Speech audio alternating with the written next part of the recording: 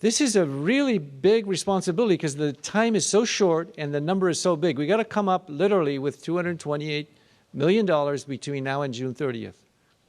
So we got a little bit of time to come up with $1 billion, but we have virtually no time to come up with the $228 million. The choices that Governor Abercrombie has listed and revenue increases from Governor Abercrombie, you can see the pension tax at $37,500.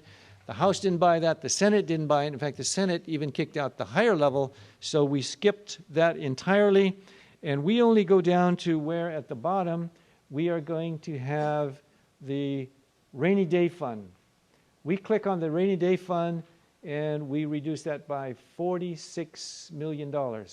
And just like a mortgage calculator, you click on it and it automatically goes through the Excel spreadsheet formula and reduces the deficit. We chose only that one because this is a rainy day time. These are hard times in the state of Hawaii.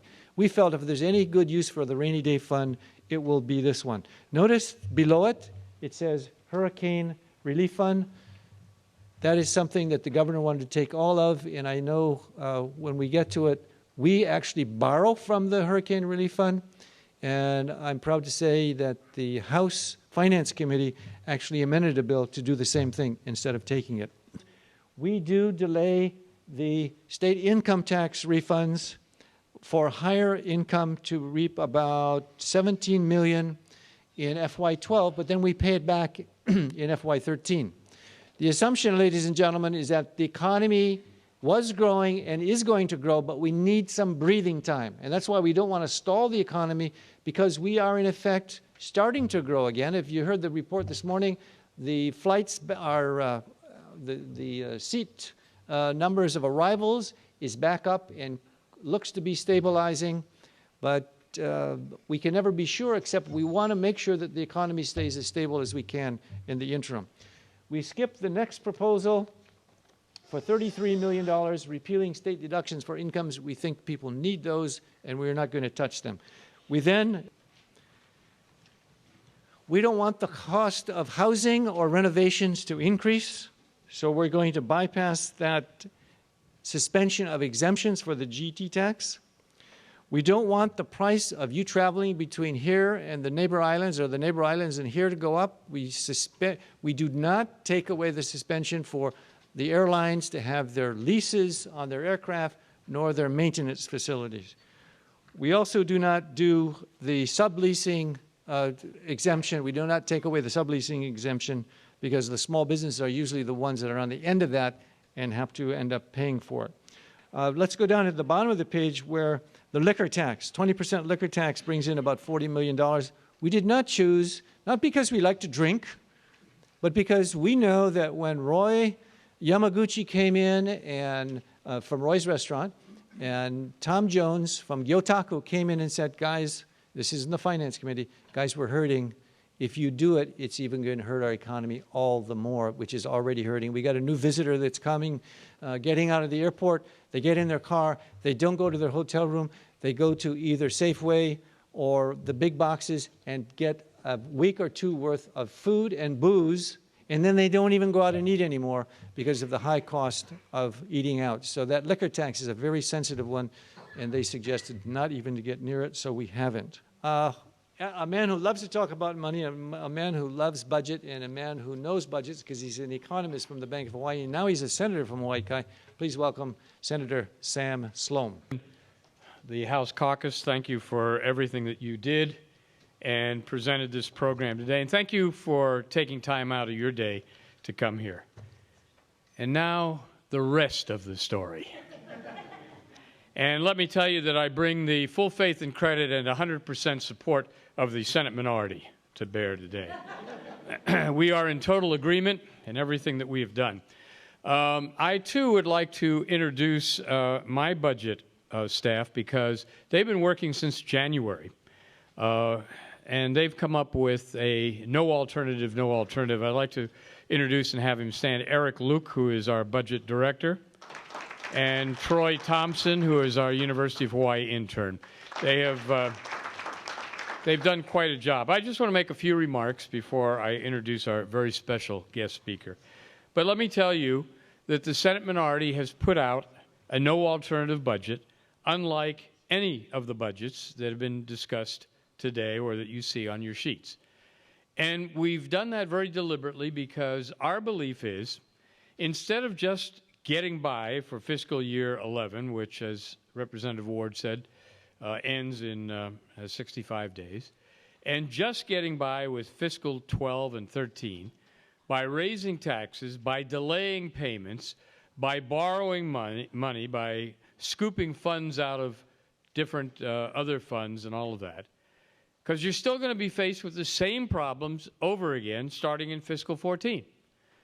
And the reason for that is there has not been a fundamental change in the direction of this government.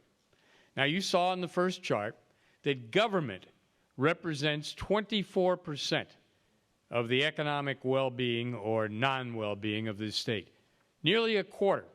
We are dependent on government. That's why you see people walking the streets and their hands seem to be bigger than normal hands because they're always holding their hands out.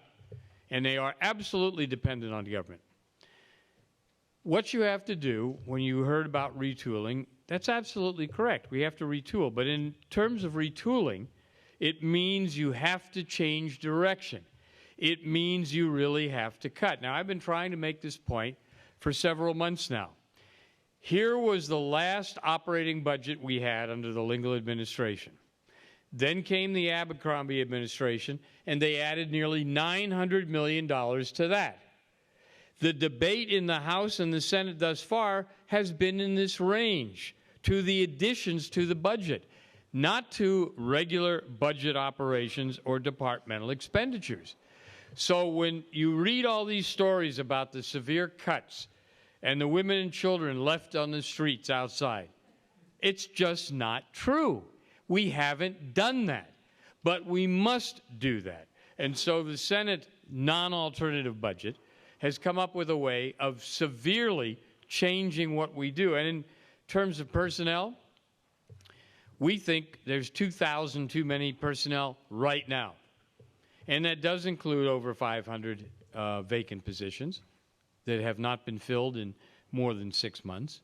But it also depends on various programs within different departments, notably Department of Business, Economic Development and Tourism, Department of Health, Department of Human Services, and a department we can't find any real use for. It's called the Lieutenant Governor.